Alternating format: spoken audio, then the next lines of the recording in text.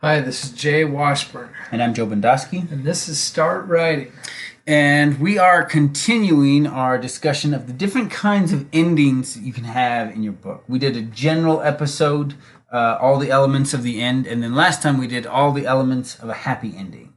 So this week we are talking about a cliffhanger ending. So we'll cover briefly general points of cliffhanger that kind of apply to both endings and chapters, and then we'll dig into the more specifics of ending a book with a cliffhanger. And then we will do a separate episode about chapter cliffhangers because there's just a lot that goes into that as well. So, going to go through a brief history here. We'll talk about kind of and the purpose. So, the term cliffhanger, I think most people are familiar, but I figured we'd cover it because this is our episode on cliffhangers, comes from A Pair of Blue Eyes by Thomas Hardy, where he literally left the character hanging off a cliff. Now, I am so curious. I want to at least read the last chapter. That's funny. So it's not the first time the device was used, right? I think there's the book A Thousand Nights of Stories, and it's the premise is that wait, like 1001 Arabian Nights. Yeah, I think it might be a different a version of that. Where that's a really old story. So the princess or the queen, I can't remember, is condemned to die by hanging, and so the king every night he's worried about infidelity, so he'll marry a woman and execute her the next morning. And so Scheherazade doesn't want to die, doesn't want to get the axe, so she leaves a cliffhanger. Yeah, so the next morning, she's like, I guess I won't kill you today. I gotta hear the end of the story. Yeah. Okay. Yeah, that's. I hadn't even thought of that. So the device is older than that, but the term comes from Hardy's book. Mm-hmm. But writers have been doing this to readers for a very long time. So the purpose is that readers like convenient places to put the book down. Life has demands: eating, showering, working, appointments. Readers have to stop for these things. And as a writer, we deal with the big issue. If the reader puts the book down and never picks it up again, they will never finish it. They will never love it. They will never review it. And they will never tell their friends about it. So to fight all of this, we have cliffhangers, right? You end the chapter with a cliffhanger, and even if they stop there because they have to go to work, they're coming back because the cliffhanger has their attention. In a book, at the end of a book, it serves the purpose to get them to buy the next book, to keep them continuing the story, where it is a little bit different than when you put it in a chapter. So one of the biggest, I think, cliffhangers we've had recently was the Avengers Infinity Wars, right? Massive cliffhanger, particularly in movies where that's fairly rare, right? Yeah. So they took it, they broke it in two, and they left us with a very big cliffhanger, knowing we'd be waiting like 2 years for the next film. Man, and if you bought a ticket for the first film, it was basically guaranteed. Yeah, it was like you had to see the second half of the movie. It was that big. Yeah. Guaranteed. You got to keep going. And then there's another technique that we see where writers will employ cliffhangers in the early parts of a novel, but not the later. And the reason they do this is, the first couple chapters, the reader's trying to decide if they're going to read this book. They're not invested enough in it to kind of be like, I'm in it to see what happens to these characters. I care about them. And so what they'll do is the first, 3-4 chapters end in cliffhangers, and then they stop because they're like, now you're attached to the characters and you're in it for that character journey. That's what's pulling you back. And the cliffhanger was just to get you invested until that point. So you actually see this in Shakespeare, right? Act 1 almost always ends with a cliffhanger, but Acts 2 and 3 don't, because by then he's like, I've got your attention. I'm not worried about losing it anymore, right? And so you'll still see that technique used with some writers where they'll be like, I just need to get you into the story, and to do that, a couple cliffhangers. And then I don't want to wear you out with that device, right? One show that was famous for wearing people out with cliffhangers was 24, right? Oh, yeah. Just brutal cliffhangers every time. And, some people loved it and they just couldn't stop. And some people were just exhausted Yeah. Like they're like, again, I'm out. You know, and so that Shakespeare technique. Now he learned it from somebody else. Is there to kind of deal with that issue? I need you committed to the characters and the overall story, but I don't want to wear you out. Now we'll talk about cliffhangers at the end. So there's a big gamble you're going to take when putting a cliffhanger at an end of a book, because people are expecting the end of a journey of one kind or another. What a cliffhanger does is it creates this kind of anticipation, this suspense. So the character, there's some kind of suspense, some kind of curiosity point, or the character is in danger. And that's what pulls the reader forward. But if that anticipation goes on too long, it can turn to frustration. And when you're dealing from one book to the next, sometimes that can be a long time. And there's a big risk in running that turning into frustration. And it's also going to depend on the genre you write in. Some genres are written in series, and so when it ends with a cliffhanger, they're like, yeah, like it's done, there's more coming, there's another book. Whereas literary fiction is almost never written in series. You end with a cliffhanger, they assume that's just how you chose to end the story. That's the end of the end. Right? And so part of gauging whether or not you can get away with a cliffhanger is knowing your genre and what the readers are prepared for. The readers of fantasy and sci-fi are going to be far more prepared for cliffhanger ending. So here are 3 distinct types of cliffhanger endings that are in film so that you can see them really quickly. And some of these we've talked about before. So The Empire Strikes Back. Luke faces off with Vader, and then he does his suicide but doesn't die. And then he's saved by Leia. Han Solo is captured. But all of this is promising more story. Saying this is not the end, there is more to come. You see the same thing in Lord of the Rings, The Two Towers. Cliffhanger ending because there is more story. Back to the Future 2, when they made that, they already knew they were making 3. So they did the same thing there. Harry Potter. Wait, so can I just ask? Fire. Yeah.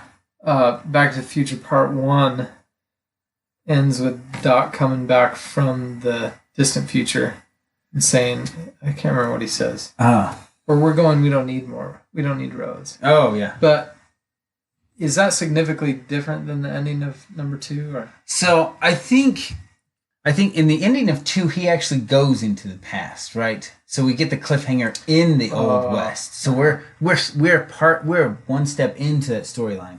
Whereas the end of part 1, you don't actually, there's nothing that really pulls you into it. It's just saying Doc and Marty have adventures in time. Yeah. Whereas the cliffhanger at the end of 2 is saying, and then end of the book. Okay. So, right?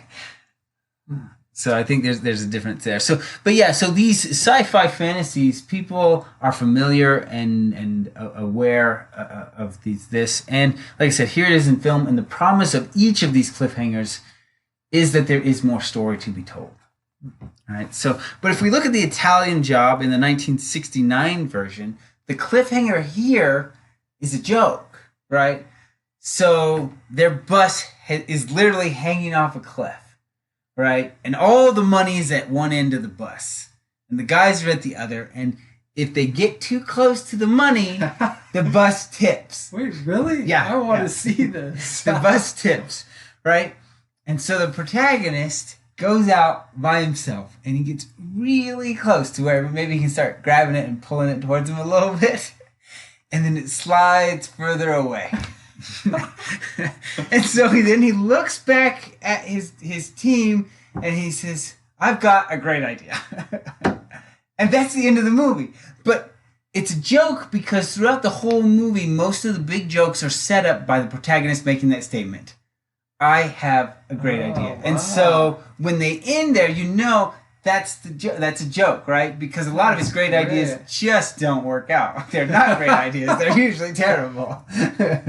Well, so that's basically suggesting he's going to try it. He's going to try and they're going to fall? Right? Who knows, right? But yeah, so that's how it ends with the cliffhanger. How do you feel when you... Is it... Like funny, I love this funny. Movie. It's funny because, like I said, it's a joke they've brought around a few times. Mm-hmm. And then I really want to watch this ending now. That's awesome. How they end it. So that's a cliffhanger that's a joke, But I guess later on we'll dig into the specifics of each of these and what they do to set up their cliffhanger endings. And then we have, of course, The Birds ending. This is Alfred Hitchcock's movie, The Birds. Okay, tell me how it ends. I've seen it, but it's been decades, probably. Okay, so they go in to get the blonde girl. I can't remember her name. And everybody's cut up and covered with bandages. Oh, yeah. And they're taking her out to the car to leave.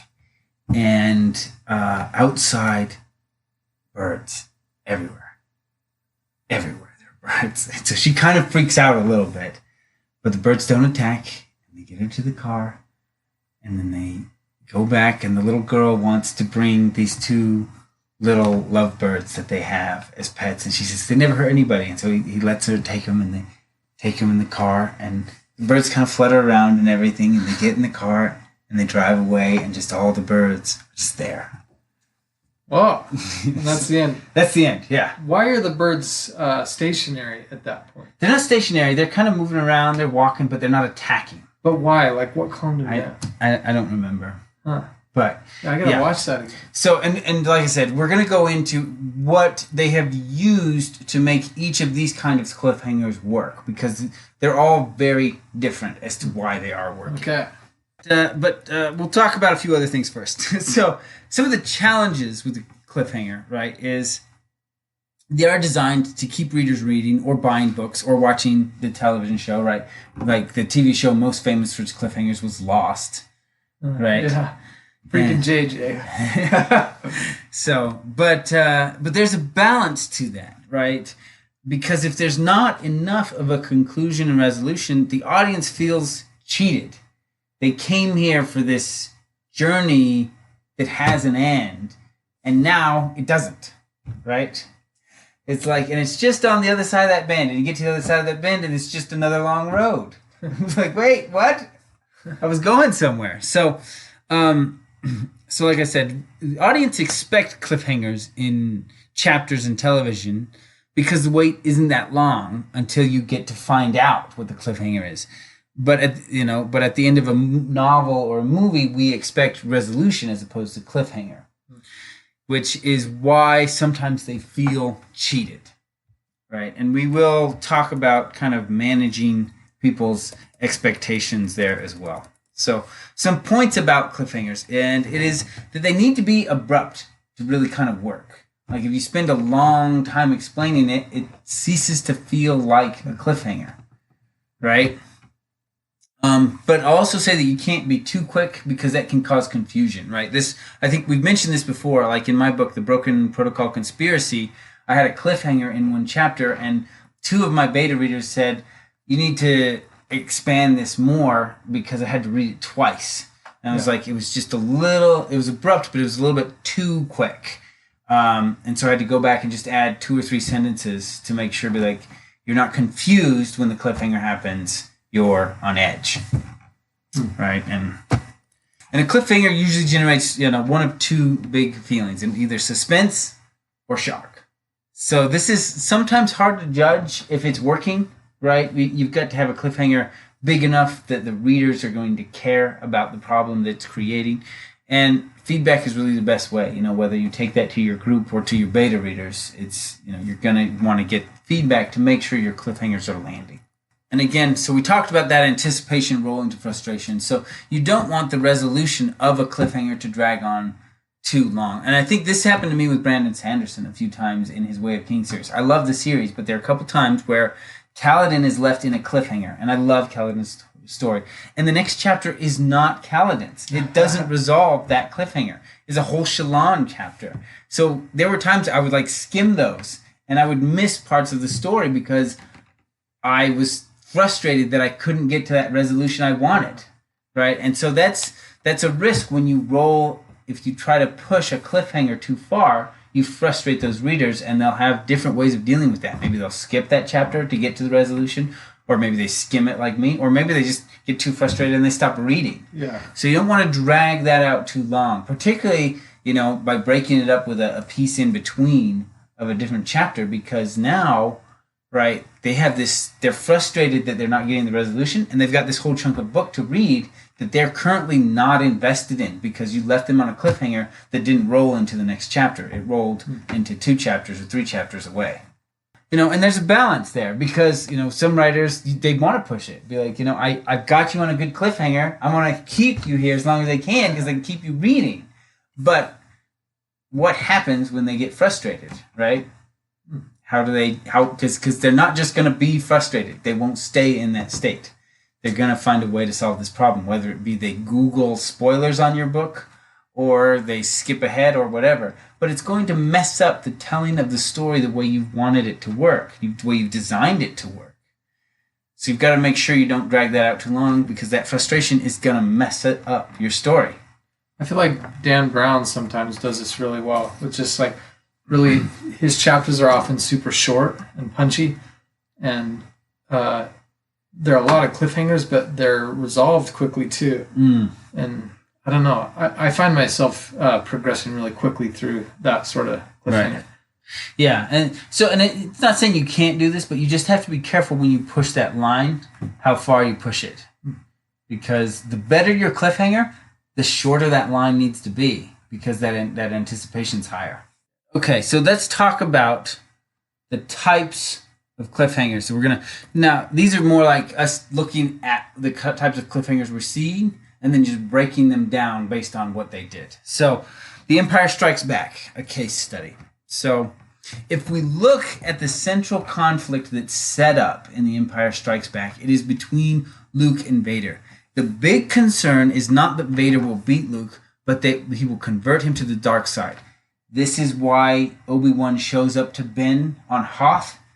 This is why Luke finds Yoda. This is why Luke trains with Yoda. And this is Luke's big fear the whole time he's with Yoda. There's that dream that's like a prophecy of you could become Vader if you don't watch it. Yeah, it's the central conflict of the whole narrative. And it is resolved in the conflict between Vader and Luke. He loses the physical battle, but he refuses to submit. And that's when he takes his suicide leap. Right? And so even though we have the story ending with a cliffhanger, we have still resolved the central conflict of the story itself. So, and then the cliffhanger itself is not rooted in that story as well. It's not like the whole momentum of the climax leads to cliffhanger, not resolution. So you have those 2 big points that kind of hinge on that. So the cliffhanger, again, is not failing to resolve the storyline that was presented. The cliffhanger is just the promise of more story. Man, I have always liked that movie, but I've never appreciated how delicately, that's a very precise cliffhanger. Yeah. In that it resolves the story, and yet it leaves so much. Yeah. Well, so much to wonder about. Yeah. That's awesome. That just really added to my respect for that movie. Yeah. So that's how they did it there, and it worked. It tended to work fairly well. Right. The joke. So I kind of covered this already. The way they set this up is that line. I have a great idea. Right. And so that, it's this kind of rule of 3. He says the line, it sets up a series of events that leads to a comedic ending. He says the line, series of comedic events, boom. And then we get the final moment in the final scene. He says the line, and we know comedy ensues. Does it cut to black? Does it freeze the frame? It jumps outside the bus, and then the music starts to play, and it just zooms out as it continues to teeter there. No, so that's increasing the suspense almost. So a little bit, but I mean, it's because it's a comedy. It's about the jokes, right? Yeah.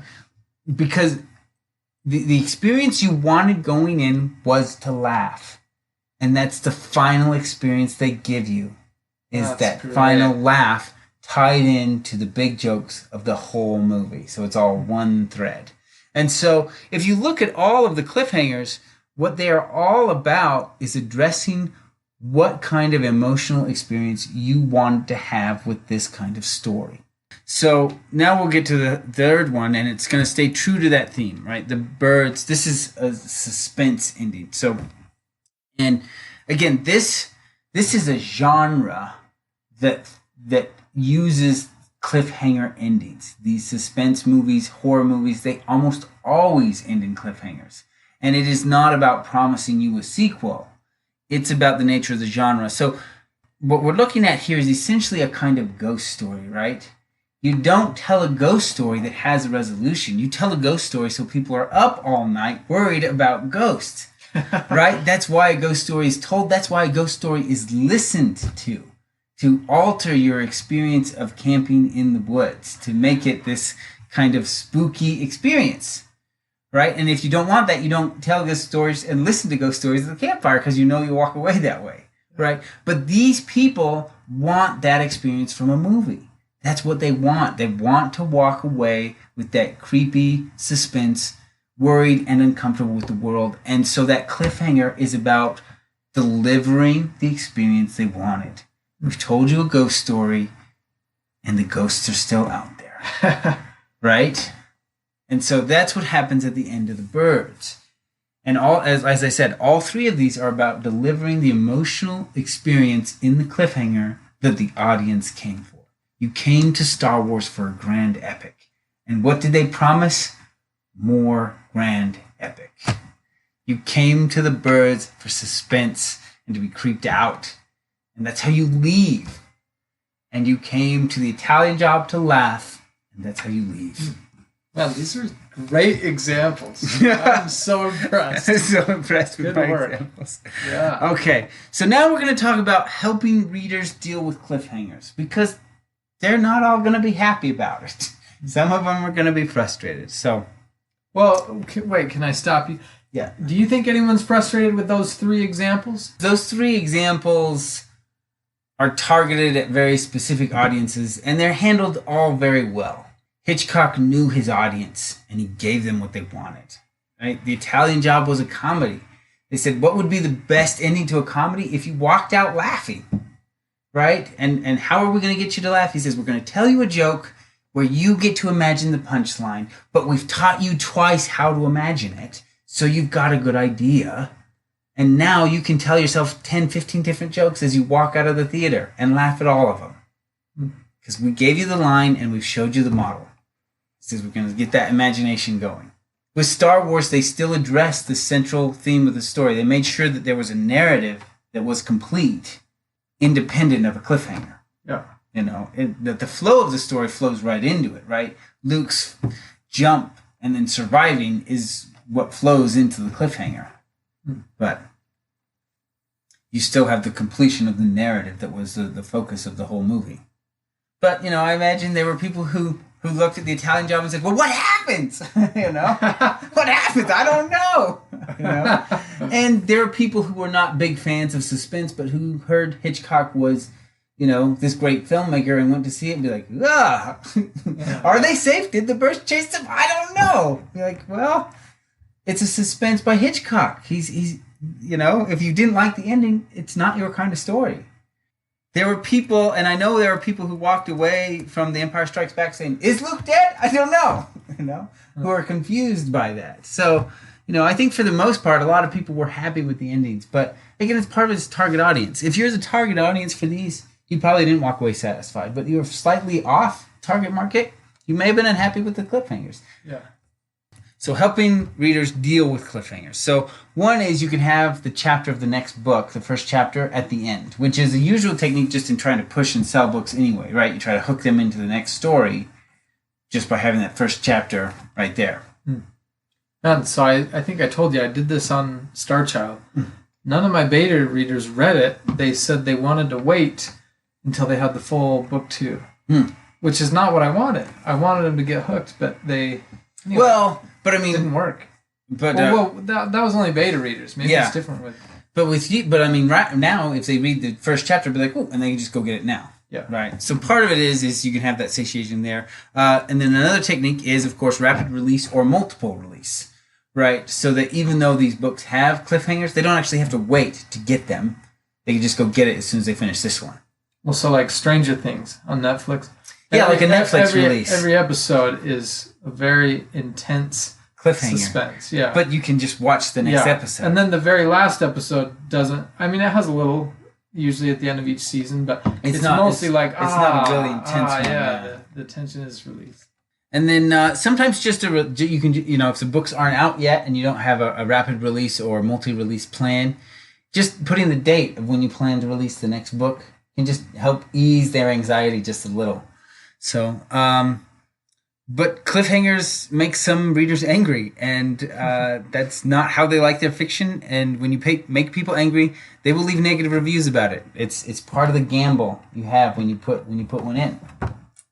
So as I said, in the next, I don't know if we may finish in our ending series before we dive into cliffhangers, but then we will go into very specific details of a chapter cliffhanger. But as always, if you enjoy the show, leave us a review. I actually haven't looked in ages. I've had people, but we still want them commenting on Podbean. I don't know how to reply to those comments. I've tried, so I apologize that I can't reply to you there. But I've tried. It just won't let me. I So I don't even know how they're leaving those comments. But if you want to reply, you should email us at jbendoski@gmail.com. So, or if you just go to the website, that's josephbendoski.com/start-writing. There, you can click on the contact there. It'll go there as well. Yeah. So and if you enjoy the show, tell your writer friends about it. Have them check us out. Pick one of your favorite episodes and say, hey, these guys talk about this. They do a really good job. Why don't you check them out? And also, if you want to support us, pick up one of our books. Star Child's out. It's getting great reviews. Yeah. So, and the Skyfall series has 3 books out now. The first book, The Skyfall Conspiracy, and then on through the series. So, and as always, thanks for listening.